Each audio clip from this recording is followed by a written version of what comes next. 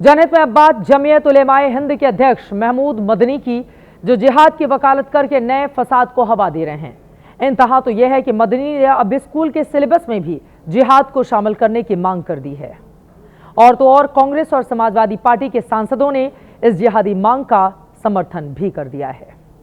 मुल्क के लोगों को मालूम होना चाहिए कि जिहाद क्या होता है, कितनी तरह का होता है, किन हालात में होता है, कब किया जा सकता है, कौन कर सकते हैं। जिहाद की वकालत में नई तकरीर के साथ एक बार फिर हाजिर हुए हैं मौलाना महमूद मदनी। वो अपनी मजहबी चिराग से निकले जिहादी जिन को वापस लेने के बजाय इसे और भड़काने में जुटे हैं। अगर वो अपने आप को सनातन धर्म का या किसी और धर्म का मानने वाला कहते हैं और फिर किसी दूसरे धर्म का न सिर्फ अनादर करते हैं बल्कि बदतमीजी करते हैं, गाली बकते हैं और उसे गाली बना देते हैं धर्म ही को, तो मेरे लिए ज़रूरी है कि मैं चेताऊं और देश वालों को सबको बताऊं कि देखो ये बदतमीजी कर रहे हैं, ये मुल्क में आतंकवाद फैलाना चाहते हैं, ये मुल्क के साथ दुश्मनी कर रहे हैं, ये गद्दार हैं, मुल्क के इस देश के दुश्मन हैं और देशद्रोही वाला काम कर रहे हैं। क्या आपको ऐसा लगता है कि जिहाद को पढ़ाया जाना चाहिए? बिल्कुल पढ़ाया जाना चाहिए। सब सारे धर्मों में ये चीज़ मौजूद है और सबको पढ़ाया जाना चाहिए।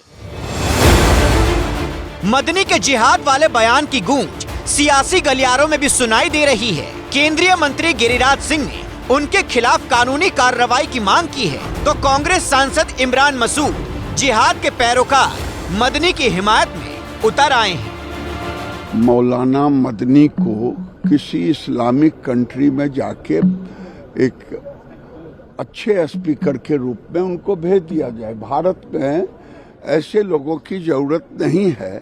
हाँ, जिहाद बहुत ऐसा लफ्ज़ है जिसको पढ़ाया जाना चाहिए। देखिए, जिहाद जो है वो मुल्क के लिए होता है, देश के लिए होता है, देश के ऊपर अगर संकट आए तो उसके लिए होता है। कांग्रेस मदनी के समर्थन में उतरी तो समाजवादी पार्टी इस मुद्दे को संसद तक ले गई। रामपुर से सांसद और पार्लियामेंट स्ट्रीट मस्जिद के इमाम मोहिबुल्लाह नदवी लोकतंत्र के सबसे बड़े मंदिर के अंदर ही जिहाद की हिमायत करने लगे।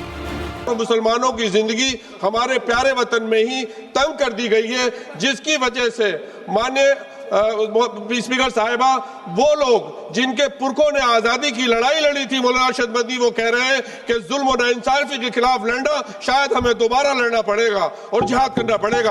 आखिर कब तक मुसलमानों को इस तरह से दबाया जाता रहेगा मुल्क में? हालांकि नदवी की जुबान से निकले जिहाद को संसद के रिकॉर्ड से हटा दिया गया है।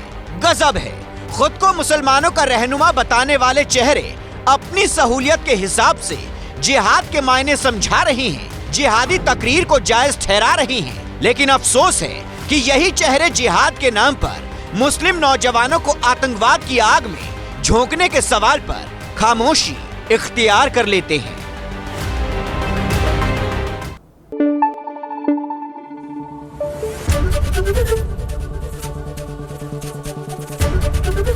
एबीपी न्यूज आपको रखे आगे।